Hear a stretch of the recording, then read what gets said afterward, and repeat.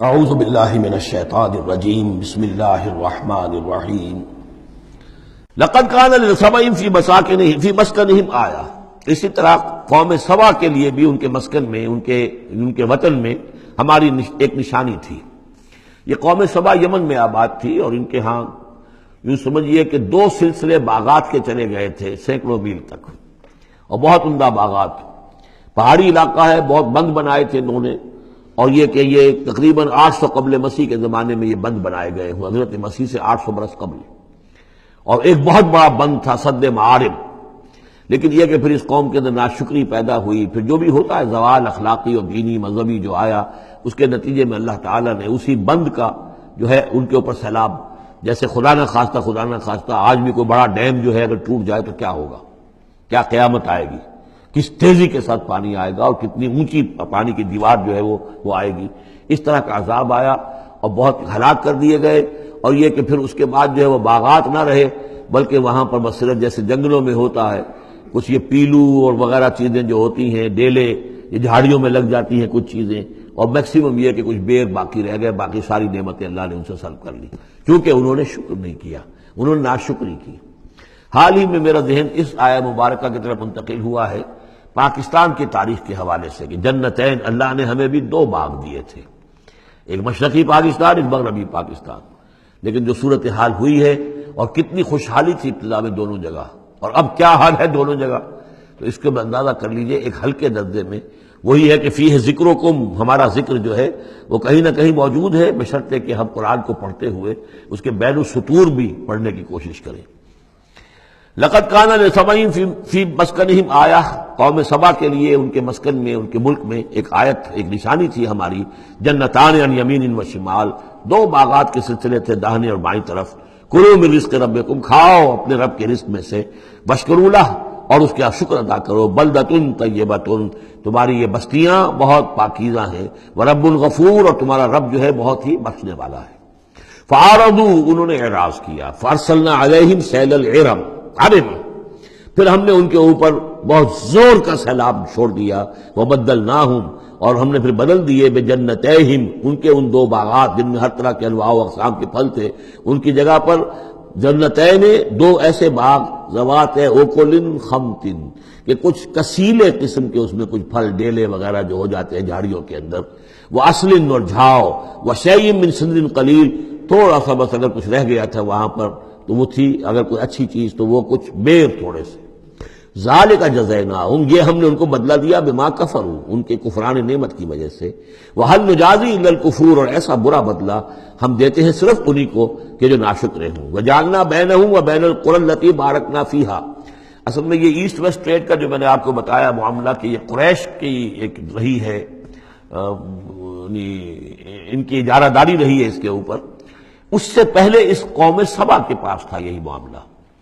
قوم سبا جو یمن میں یہ آباد تھے، اور ان کا یہ سرسب شاداب علاقہ بھی تھا، اور بہت خوشبویات یہاں پیدا ہوتی تھی، اور ہر طرح کی بڑی آسودگی تھی. بہت پرانے زمانے کے جو کچھ سیاح ہیں انہوں نے حالات بھی لکھے ہیں تو اس حوالے سے. لیکن یہ جو مشرق و مغرب کی ٹریڈ پوری ان کے پاس تھی، یعنی ہند چینی، ہندوستان چین، یہ سارا مشرق سے سارا سامان جو آتا تھا تجارتی وہ یمن کے ساحل پر آ گیا. ادھر یورپ سے سارا سامان جو آیا مرچنڈائز وہ آ گیا فلسطین کے ساحل پر، میڈیٹرینین کو کراس کیا فلسطین کے ساحل پر آ گیا. اب ان 2 پوائنٹس کے درمیان جو ہے ان کے قافلے جاتے تھے، اور اللہ تعالیٰ نے ایسا کیا تھا کہ ایک طرف تو کئی 100 میل تک تو ان کے باغات ہی چلے گئے تھے. پھر یہ کہ آگے بھی یہ ہے کہ تھوڑے تھوڑے وقفے کے بعد ایسی بستیاں آباد کر دی تھی اللہ نے اس راستے پر کہ جو راستے ہی پر تھیں، تو گویا کہ راستہ پرامن بھی ہو گیا، پرسکون بھی ہو گیا، ضرورت کی چیزیں بھی ملنے لگی. لیکن یہ کہ جب ان کے اندر گراوٹ آئی تو انہوں نے اس کی ناشکری کی. اللہ یہ کیا فائدہ، یہ سب ہے، اس میں تو کوئی جو ہے خاص ہمارے لیے ایڈونچر تو ہے ہی نہیں. تو کوئی دور کا سفر ہو، اس میں خطرے بھی ہوں، اس میں کوئی اندیشے بھی ہو، تب لطف آئے سفر کرنے کا. تو اللہ تعالیٰ نے پھر یہ جو ان کی ساری سہولتیں جو دے رکھی تھیں وہ ان سے سلب کر لی. وجعلنا بینہم وبین القری التی بارکنا فیہا، اور ہم نے ان کے مابین اور ان بستیوں کے مابین جن میں ہم نے برکت دی ہے. اب یہ وہ فلسطین کا علاقہ ہے، الذی بارکنا حولہ. قرن ظاہرتن، ہم نے بہت سی بستیاں ایسی بنا دی تھی اس پورے علاقے کے اندر کہ جو ان کے شاہراہ جو تھی تجارتی اس کے عین کناروں پر تھی، ظاہر تھی ان پر.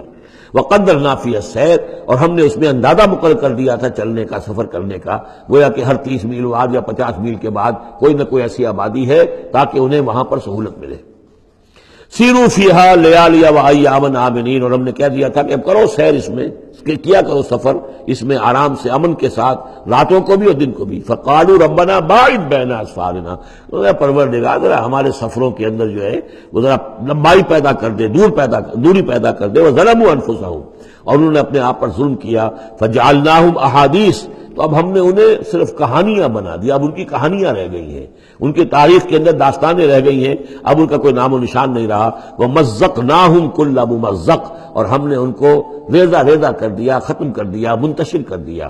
اس لیے کہ جب یہ بند ٹوٹا ہے اور سیلاب آیا ہے، یہ آیا ہے کوئی 450 عیسوی میں، یعنی حضور کی ولادت سے لگ بھگ سمجھیے 125 برس پہلے، اور حضور پر جب وحی شروع ہوئی تو تقریباً اسے 150 یا 160 برس پہلے، اور اس کے بعد سے پھر قریش کو یہ ساری تجارت جو ہے مل گئی۔ اب ان کے قافلے جاتے تھے شمال اور جنوب میں، یمن اور فلسطین کے مابین، تو اس لیے یہ زیادہ حضور صلی اللہ علیہ وسلم کی پیدائش سے اور آپ کے زمانے سے زیادہ پرانا واقعہ نہیں ہے۔ وَمَزَّقْنَاهُمْ، اس کے بعد یہاں سے یہ لوگ چلے گئے، خود اوس اور خزرج کے قبیلے جو ہیں یہ بھی یمن ہی سے آ کر آباد ہوئے ہیں اس مدینہ منورہ میں، اور جو عراق وغیرہ کے قبائل ہیں وہ بھی یہاں سے نکل کر جا کر عرب قبائل آباد ہوئے۔ یمن بہت زیادہ، بہت بڑا مرکز رہا تہذیب کا، تمدن کا، عرب تہذیب و تمدن کا بہت بڑا گہوارہ۔ ان فی ذلک لآیات لکل صبار شکور، یقیناً اس میں نشانیاں ہیں ان لوگوں کے لیے جو صبر کرنے والے اور شکر کرنے والے ہیں۔ وَلَقَدْ صَدَّقَ عَلَيْهِمْ إِبْلِيسُ ظَنَّهُ، اور یقیناً ابلیس نے ان کے بارے میں اپنے اس گمان کو سچا کر دکھایا۔ فَاتَّبَعُوهُ إِلَّا فَرِيقًا مِّنَ الْمُؤْمِنِينَ، تو ان سب نے ہی پیروی کی اس ابلیس کی سوائے تھوڑا سا ایک جماعت اہل ایمان کی۔ وَمَا كَانَ لَهُ عَلَيْهِم مِّن سُلْطَانٍ، لیکن اس ابلیس کو ان پر کوئی اختیار حاصل نہیں تھا۔ الا لنعلم من یؤمن بالآخرۃ، یہ تو ہم نے جو اس کو مہلت دے رکھی ہے کہ وہ ورغلائے، دھوکہ دے، سب باغ دکھائے، وہ بھی اس لیے تاکہ ہم دیکھ لیں، واضح ہو جائے کون ہے کہ جو آخرت پر یقین رکھتا ہے، ممن ہوا منہا فی شک، ان سے علیحدہ کر لیں ہم ان کو کہ جو آخرت کے بارے میں شک میں مبتلا ہے۔ وَرَبُّكَ عَلَىٰ كُلِّ شَيْءٍ حَفِيظٌ، اور یقیناً آپ کا پروردگار جو ہے وہ ہر چیز پر نگران اور نگہبان ہے۔ صدق اللہ العظیم۔